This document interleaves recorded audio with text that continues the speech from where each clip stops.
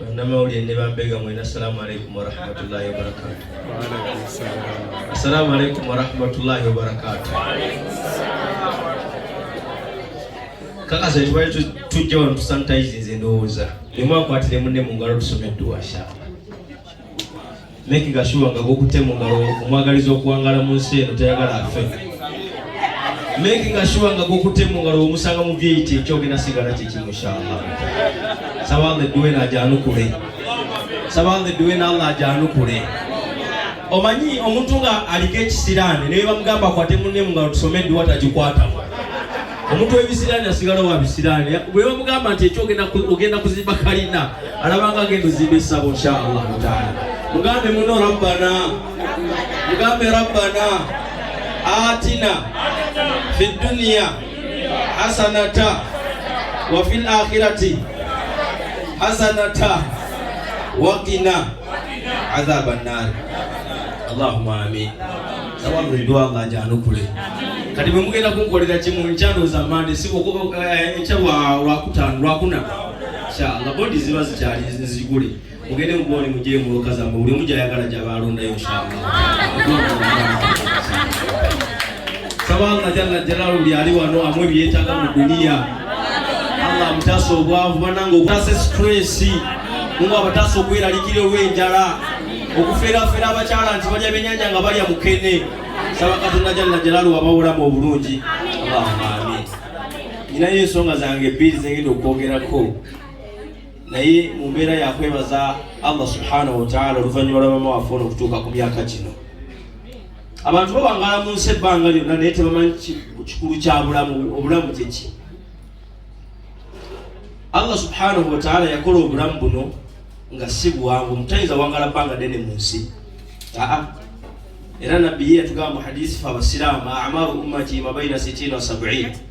Expiry date y'abantu b'omulembe gwa mama bino tubiwulira by'abantu. Expiry date y'abantu b'omulembe gwange emyaka 67. Kati Allah wabanga asaside mama waffe ng'agituuseeko. Abantu banoonya abantu babeera ne bakadde baabwe mu nsi muno. Nafa nga alina emyaka 43. Nagandi mama wange yandikawo, tata wange yandikawo. Wetubanga tukyamulabako alhamdulillah, tusaba Allah amwongere obulamu obulungi. Nze nyina jjajja wange ennaku ezo nali abalaba ku vidiyo nagite ennaku ezo mabega. Nali naye gye naŋŋamba nalina lulungi w'eggwanga lino mu myaka gye 7. Ne mugamba igwe nti alina amalibu gokka naye nga tokkiriza nti yaliko na lulungi. Naye kyenjagaddemu nti obuwangazi Allah bamuwadde. Obuwangazi Allah bamuwadde mu nsi naye atuuka najjukira ebyaliwo wadde nga temubirabawo naye yabikola ki. Mwabali wano basaba kimu obwanga okyali mulamu kyekisinga byonna. Omuntu asobola okubeera nga mulamu nga talina yadde ekicupuli mu nsawo ng'oze ku mukolo guno naye nga bw'oli bw'ofaanana nga abantu bakulaba kumwenyamwenya naye nga gomanya ekiri mu nsawo zo. Ekisinga okubeera ekinene wansi w'enjuba buki mulamu. Omusajja ogubeera yogeraga asiha taaju tebayita obulamu ngule ala rukusi ahya. Abagirina be balamu bokka la ya'lamuha illa al-marid. Abagimanyi be balwadde. Gende mulago malwalire mulege ngene malwalire agenjawula abantu bali awo bawanise ebigere babiwanise myaka 5 tavaawo. Obanga goyina busobozi obutambula n'ove waka nojja mufera ne bakyala bamwe n'omulimba limba n'omugattagatta leero n'afumba n'enkya n'omukangakanga alimu abasomamu ku aya. Kakati mukangirawo mpolampola obulamu ne butambulirawo n'omugamba gwe nabbi yagamba ekabuli erimu emisota oba okyali wano olina okweraliikirira ennyo enkomerero ya duniya. N'afumbirako ebbanga ne muwangaala naye ng'obulamu butetenkanya butetenkanya. Saba Allah jalla jalaaluhu yali wano amusanyuse mu duniya muno. Kuba duniya tesaana kubaamu yahenga olina olijala maani. Nze era nagamba omuntu anajja ewange okuwasa omukazi mwana wange jangu nga wallahi weeteeseteese kuba nze ndabye ku kibayita obwavu seeka ate ku myaka emitono. Nze manyi buli kika kya bwavu newootuna butunuzi nkulaba alwaliwo omuntu ono ng'atunanga kimuluka kya ntalo n'omulala n'omanya nti oyo ekimuluma yala. Saba Allah jalla jalaaluhu yali wano amutendereza obulamu embeera yonna.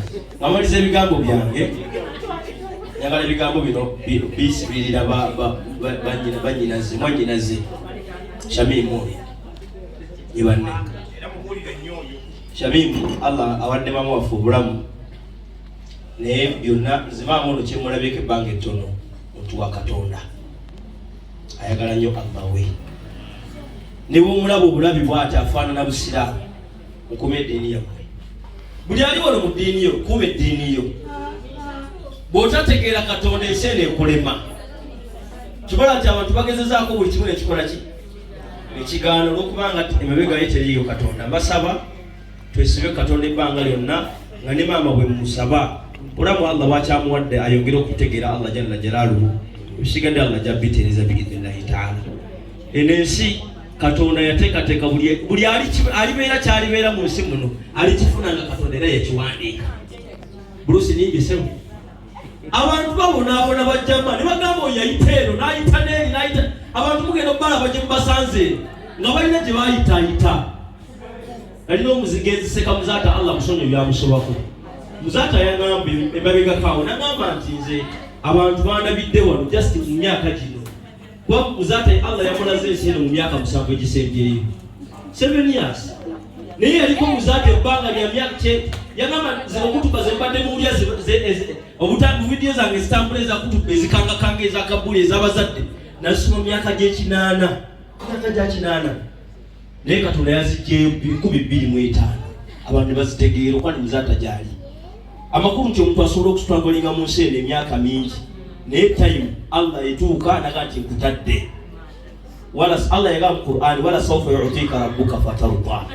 Teweeraliikirira luli baki luli boolwo Katonda ajja kuwa tojja kusiima.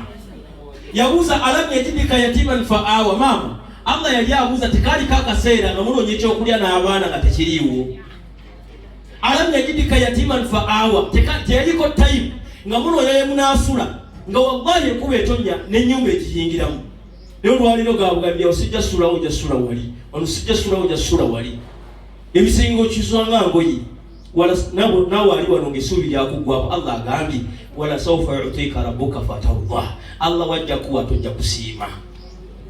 Bano abantu bemulaba ku mativi bano wallahi abale emyaka eno emabega alina byajjukira naye myaka eno just 4 years back ajjukira nga atoba ng'anoonya ba buluusi njagala ombiseeko wano njagala ompe connection ya wali saba ompe connection ya wali Allah n'amutuusa gy'amutuusizza ate naye kyenjagaddemu kyenjagala obajjukiza mwe baserebwa abali wano.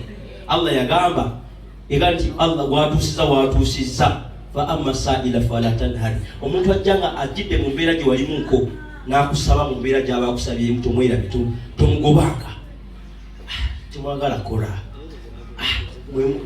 naffe twabikolera bukolerezi oyambanga omuntu mu mbeera eyo najjazzeemu kuba akutuusizaawo Katonda ate nawe wayagala nnyo okutuukako wokoze eki teri atuuse bwatuuse olwaliro mu nsi nga yabirabako emabegako eyo nti ndibeerako bwentyo. So ebigambo yagambye maliza nga ntegeeza bwe yatudde wano ekyo kyoli si kiwayagala okubeera kkiriza gana mwenna abamusinga obungi mwali mwagala kubeera wa piloti mwali mwagala kubeera wa pulezidenti wa ggwanga lino ategeeko nga libeera mu pulezidenti omusigo kiri mwali mwagala kubeerako ba minisita tewasoma na kusoma oyagala kubeera minisita. Omusajja yayogera mu bigambo bye bimaliza yagamba omusajja yagamba nti fakiru kullu dhi hirsi nenensi nekwewunyisa osanga abaavu nga basinga okwegombagomba n'asanga Range Rover Sport jajjigula toyina ate ekikipuli mu nsawo weegomba Range Rover. Yagamba nti fakiru kullu dhi hirsi waghaniyu kulla man yakna ate ekyewunyisa ekirala nti abagagga teryakkiriza nti wano weetuuse wamala. Abagagga mu nsi bakaaba abaavu mu kifo ky'okweyagala ate bakolima kuba omwavu asobola okwagala okuloga omuntu Katonda gw'atadde. Bw'ona oyagala okuloga Katonda abantu b'atadde k'ogenda okweroga nkubuuli omugagga tebamuloga ate talogenda diteekawo atambulye mu motoka ojja ddibuuka gwe kennyini nga bwoliteze. So Allah wabangako gw'atadde musabire eddwage ne mukigenzi maki mu maaso tofuuka kizibu mu bulamu bwe. Saba Allah buli atudde wano Allah amusitula amadala mu nsi eno amutuuse ku kyayagala okubeerako mu nsi eno. ربنا تقبل منا انك انت السميع العليم ربنا تقبل منا انك انت السميع العليم اي الله ينكر وجدنا امين ولمن لم يقل بامين دعوناك استجب امين naganyo kudamu amina ngawulira lwa birthday ya mama wa fon sawalla jalla jalalu tasu wiwi Allahumma inna fuqara jami'an fadil faqrna ghinaa byali wano Allah nga yalaze mu kuba sawo mutase yala na'udhu bika min amradi la yashfa'u ahlina byali wano Allah mutase ndwadde zizogala okuwona n'abantu be ya Allah ij'alna mubarakina aina ma kunna ya rabbal alamin Allah byali wano mufulu wa mukusawo na uli wateke ebigere rabbana nas'aluka an tubarikana fi auladina byali wano Allah teko mukishambana be ya Allah rabbana barik li ammatika hadhihi ya rabbal alamin teko mukisambuwangazi bwa mama wafono bwere mu mwangaza ipanga dere maso ya Allah wabarikana jamia innaka ala kulli shay'in qadir nafo teko mukisambitu ina ya rabbal alamin ay Allah yanukula byaddamu amina ay Allah yanukula byaddamu amina sukuru byo yasinga bano okuddamu amina asinga bano okuddamu amina mwe sente nga nyingi azikosenga business saba Allah jalla jalaluhu omwe sample probasi ne mulokeze pe ya Allah saba Allah buyatudde wano oberenga si mufumbo ng'omusajja omulungi omusajja omulungi ng'alina akasente ng'atakagaba omusajja omulungi ng'atalina akasente ng'atakagaba omusajja omulungi ng'azaala abalongo saba Allah buli musajja atudde wano nga talina mukyalo ng'omukyalo omulungi omukyalo anyirira alina amatwatwini n'amaheere ayi Allah yanukula buli addamu amina walhamdulillahi rabbil alamin assalamu alaikum warahmatullahi wabarakatuh amin salamu alaykum ya mazikari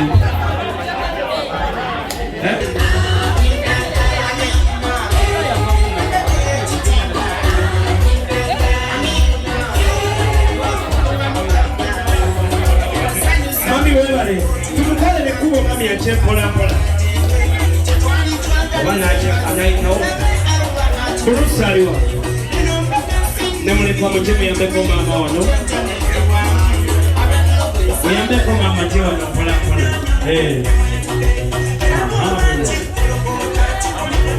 mama jao pola pola abange mama huyo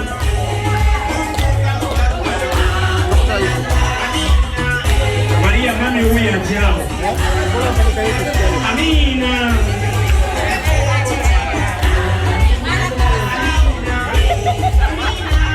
wabula mule kwa wana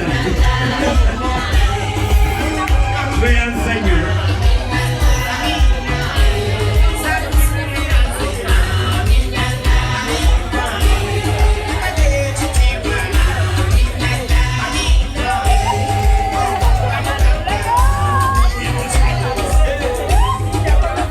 webale mama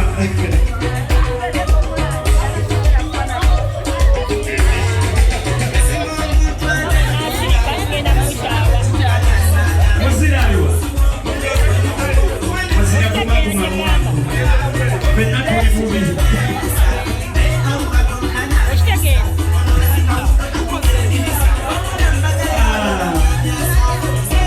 gamba nti happy birthday mami wange happy birthday mami wange omulungi happy birthday mami w'abantu bonna happy birthday senga w'abantu bonna happy birthday jjajja w'abaana baffe bonna era ng'agamba nti ekyamazima emyaka 6 gikunyumidde okamala ekyamazima okyali muwala muto kamala era abagamba nti okaddi kitwagala tusobogesa kubanga tukibinyumako ng'eziko olwaleero oli mukyala mubalagavu bannange era baleyisa omusobola ogezaako tekawo obugalo ku lw'ensonga maama akyali muto